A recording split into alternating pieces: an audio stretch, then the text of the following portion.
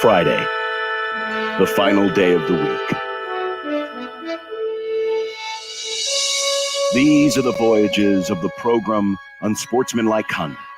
Its ongoing mission to explore strange new movies, to seek out new bits and new edifications, to boldly go where no radio program has gone before. Oh, Elkent's Movie Club. It's Elkent's Movie Club. Elkent's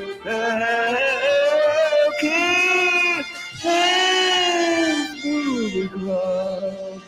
It's Elkent's Movie Club. One of these days we'll get it done professionally, but for now we'll leave it alone. Kent, welcome on to the Lincoln Journal-Star. How you doing? Oh, I'm doing well, I guess. It's kind of a very strange time here.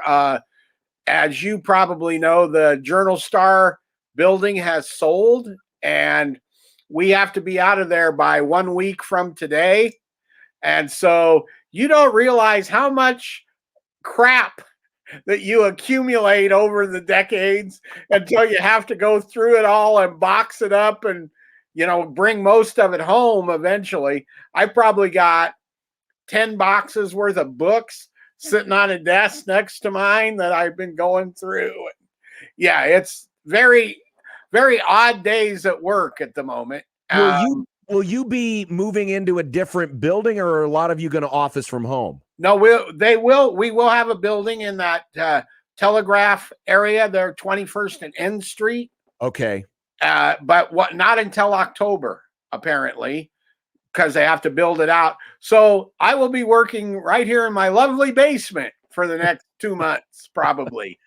How long has the Journal-Star been in that building? And for those of you who aren't from, well, if you've ever driven to a Husker game, chances are you've gone right past it because they kind of loop you around on I-180. Yeah. But how long have you guys been in that building? That building, 1951, it opened. Wow. And there has been a newspaper on that block since the 1800s. Is that the original location of the Journal or the Star? Yeah, the Journal. Okay. And that is both Lincoln separate papers. Lincoln's founding block. So we're moving, and so that consumed more of my day today than I intended it to. Let's put it that way. Is there something that you found you were like either you were really looking for it or you had forgotten you had it? Any interesting discoveries? All kinds of discoveries, including today. For some reason, I found a TWA airplane ticket. TWA? Yeah. That had gotten like 20 years. So that's probably 25 years old. I wonder if it's still good. I gave the heave-ho to probably 30 media guides of various variety. Oh, gosh. And someone out there is going, no, why did you get rid of those? But I'm right there with you. I went through my basement a while ago, and I ditched a lot of that stuff. You know, why do you need a Nebraska basketball media guide from like 1984? You know, they were good. No, that's true. Though it would still be fun to, you know, go through some of those pages. But yeah, you don't realize how much of that stuff you accumulate. I mean, I've got media passes from all this stuff, old score books. I mean, there's just so much crap. It's amazing how much crap we accumulate in this business. Over in the room next to this one, I have a empty guitar case that I put all the lanyards with the passes on. It's completely full. That's how much crap I've accumulated. You ought to just build a mural on one of your walls and just kind of plaster them all over the place. So, yeah. So, yes, that, not to completely derail the train here, but Variety Magazine has just posted within the last hour an article that Live Nation, the largest promoter of concerts in the country, is going to require proof of vaccination or of a negative test to get into any of their concerts. Really? Now, Yeah. how does that impact any shows that are coming Absolutely. locally here? PBA at Pinnacle, it will impact at the CHI Center and all the other smaller venues as well. Live Nation promotes a ton of shows. And I don't know. this is regardless of where they play. So it's not Correct. like state law or city law could supersede that. This is because they're renting the facility and it's their show. They can Correct. make the rules. So it will require either the vaccination card or a proof of a negative test. Correct. Wow. And so, and part of the reason I bring this up, if I was betting, I would bet that will extend to sporting events sooner rather than later. Well, we saw it in New York. New York City's doing it Yep. for any live indoor entertainment. That would include sports. Now, there's not a lot of indoor sports going on currently, but there will be at some point. And I don't know if this is a little bit off as we continue to veer a little off course, but I know Garth Brooks put more tickets up for sale today, and the Lincoln show is going to be the last one they do, and before they kind of reevaluate their situation. Do we know if they sold out all those tickets yet? The answer is this is a Garth move. Garth hates scalpers more than you can write. That's why when he does those multiple day tours, or multiple day stops in a city, he just keeps putting tickets on sale, shows on sale until the demand goes away. Okay. Well, they had told me when they estimated the crowd for the concert, it would be more than 90,000 people. The last I heard, they'd sold 84,000 tickets. So Okay. I'm guessing they're sitting on 2,000, 3,000, 4,000 tickets and will continue to dribble them out over the next week, which takes the whole scalper market and explodes it. Interesting. And now this Live Nation not impact it does not in large part because Garth books his own shows. Okay. Or there's a company that books his own show.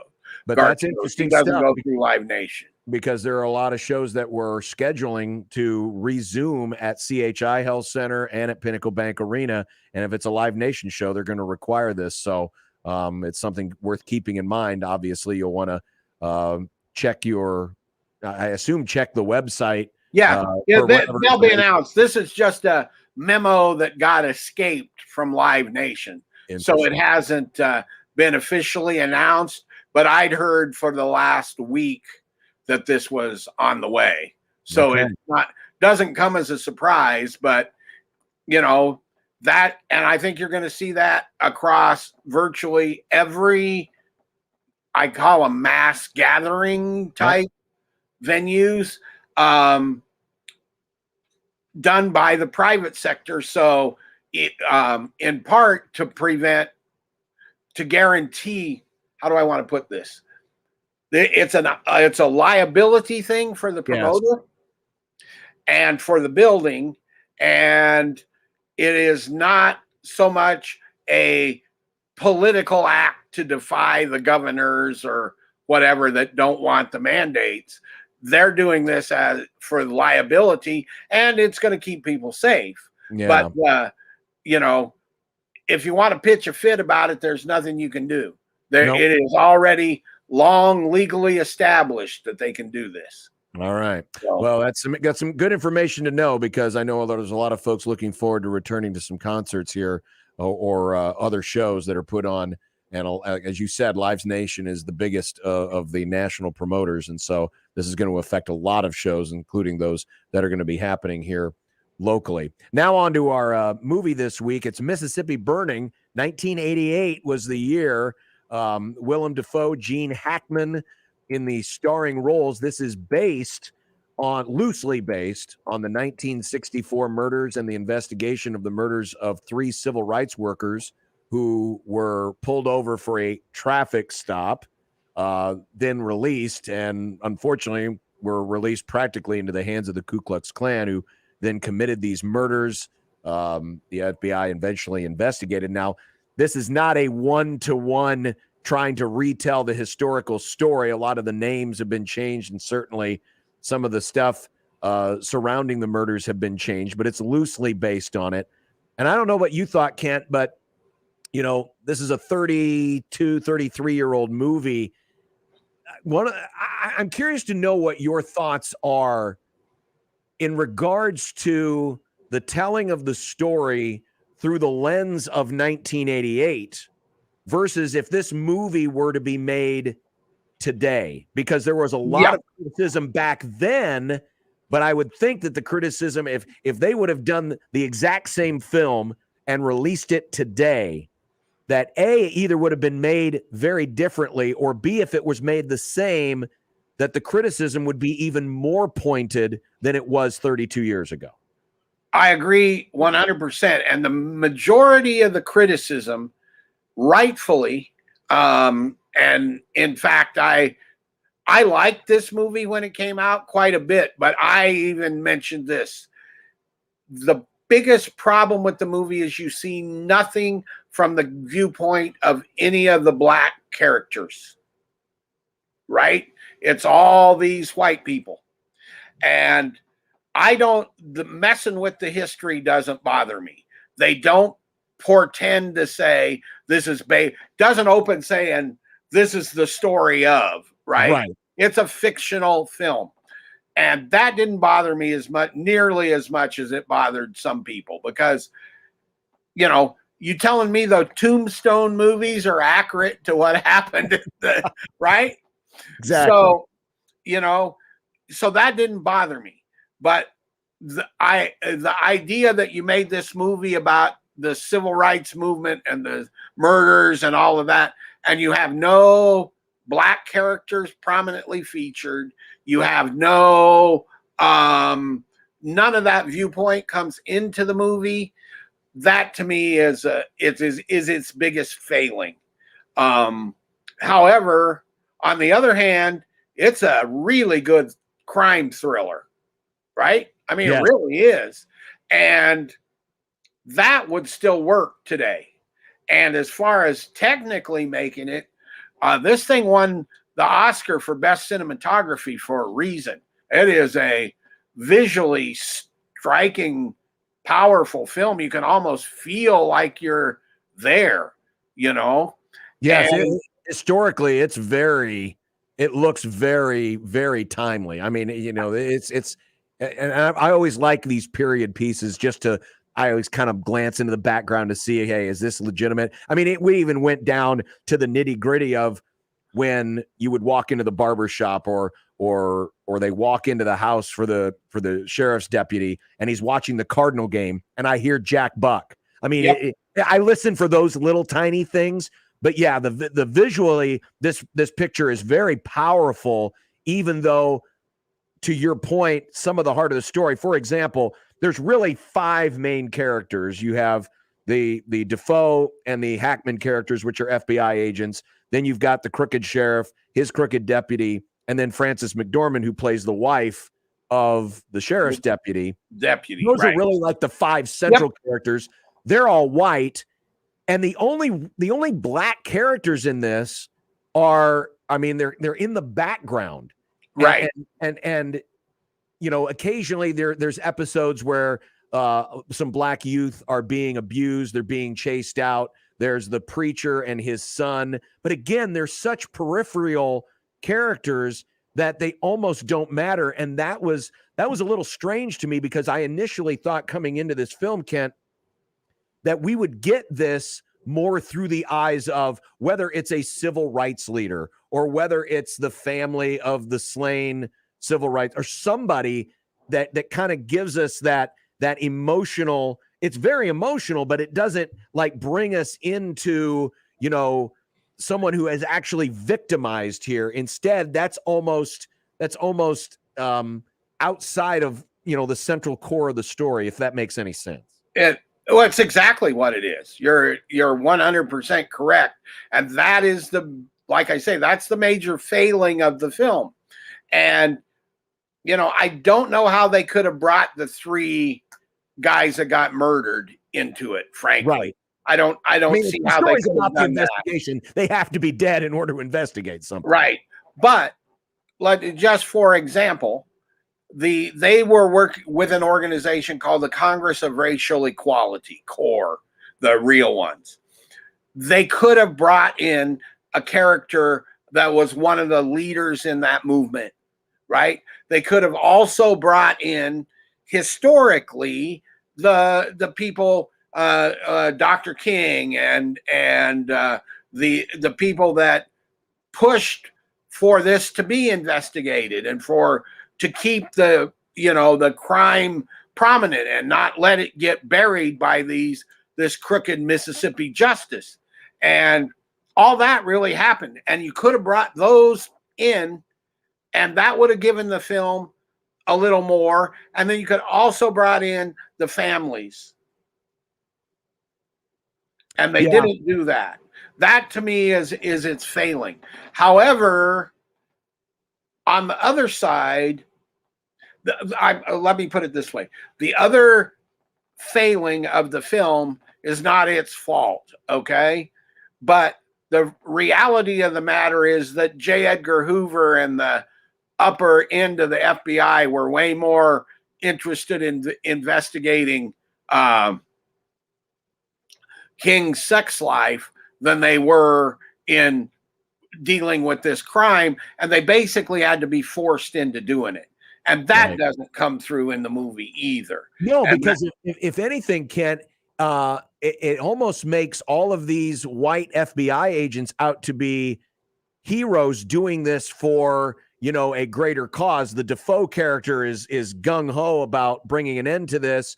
Hackman's character is more locally based. He's from Mississippi. He has, he understands where some of their feelings are, but he still wants to correct it. Yet, you're right. The FBI was not. It's not like the FBI was out there trying to bring an end to civil injustice.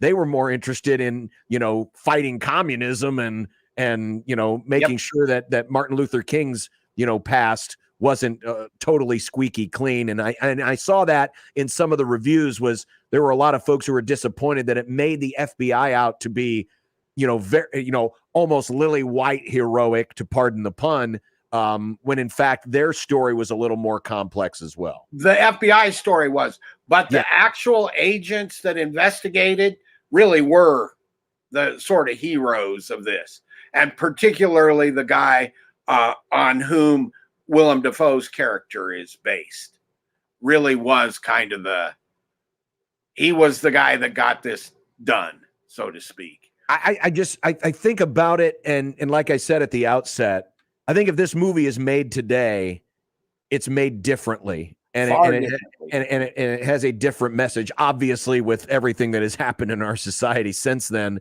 particularly in the last 12 to 15 months, it would probably feel very different. But at the same time, I liked what I saw, because we were, and it kind of reminds you that history, even though history happened and the history itself doesn't change, the perception of what happened changes over time. So what we're really seeing is a time capsule in a time capsule. We're seeing 1964, but we're seeing it through the lens of 1988 versus, seeing it through the lens of today. And to me, that kind of makes the film rather interesting.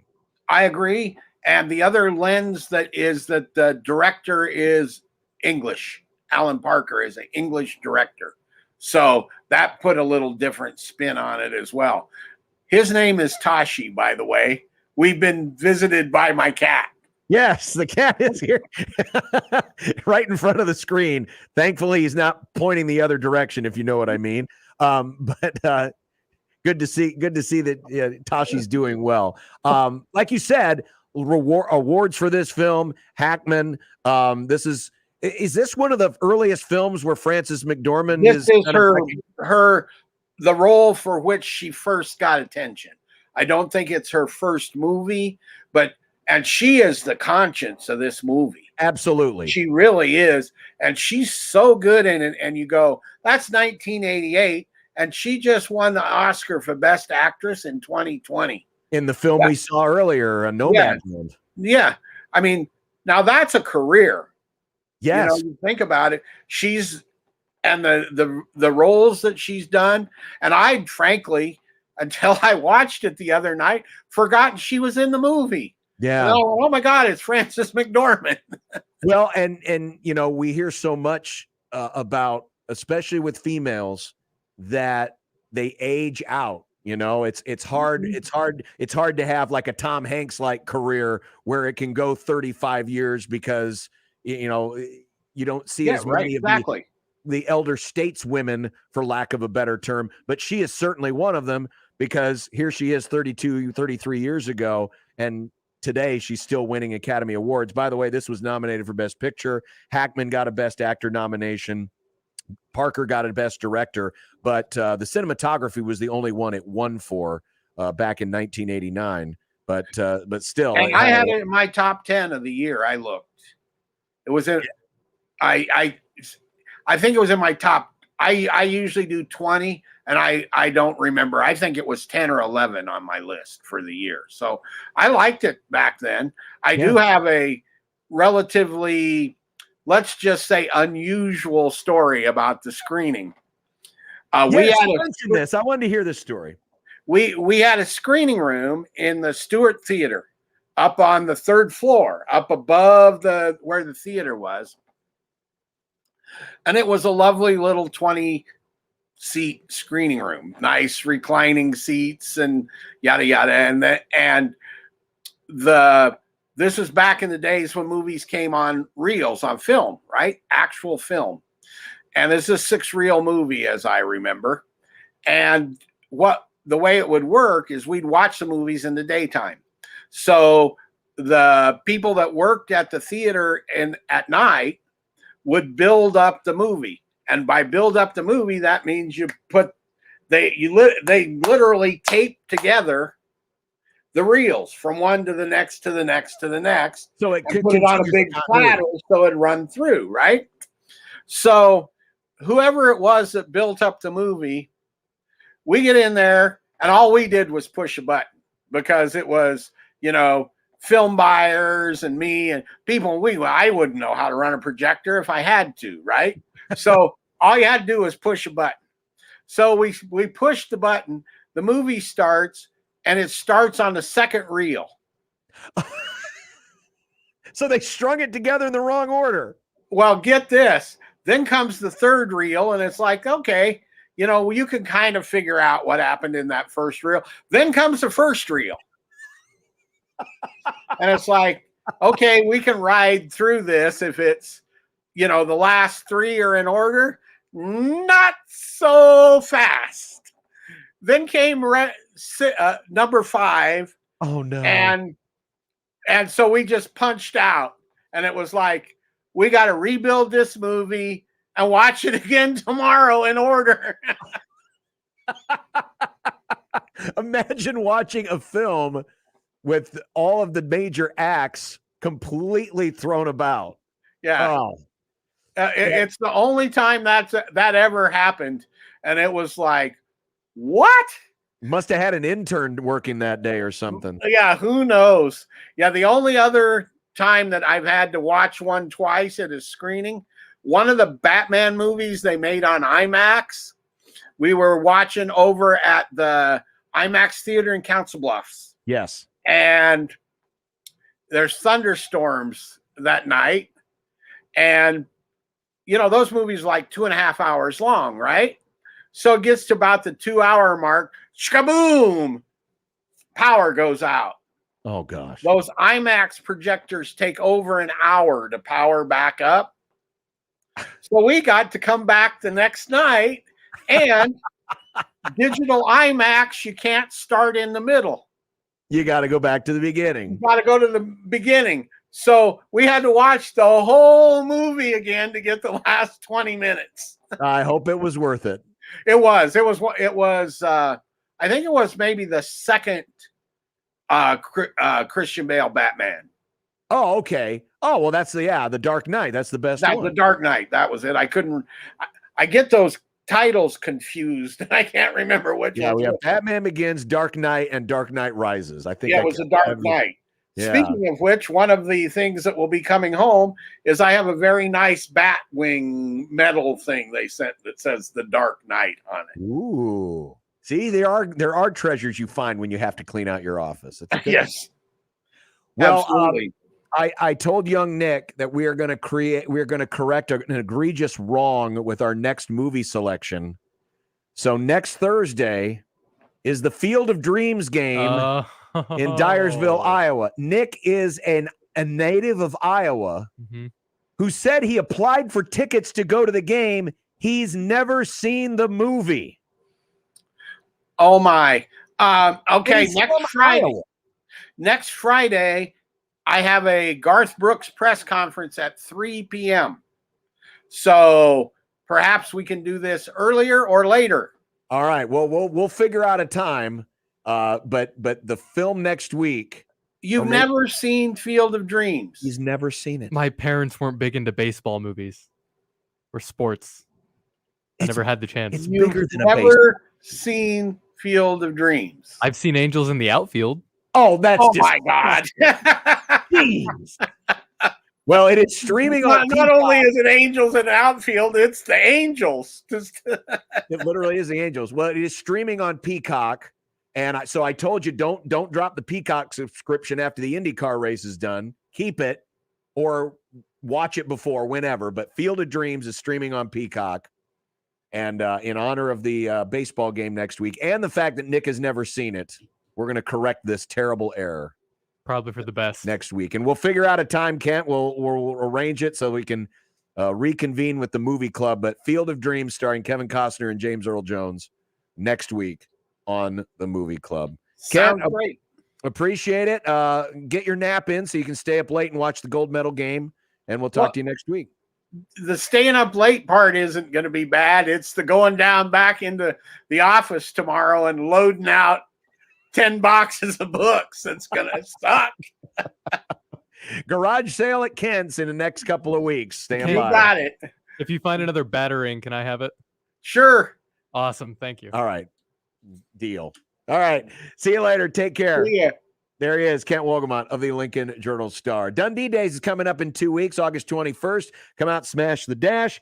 Enjoy the pancake breakfast. They're going to be Kids Village, local business booths, crafts, arts, and a whole lot more. Beer garden in the evening. There's going to be live local music, and all the proceeds go to the safety, upkeep, and improvement of our favorite neighborhood, Omaha's best neighborhood, Dundee. Head to 1620thezone.com for all the details. One Beer Friday is very close, and we got to preview Indiana next on 1620 The Zone. Severe and Benning in the morning. Hey, Drew, what's up, man? Go ahead. Hey, I'm just eating my egg and cheese burrito with no sausage because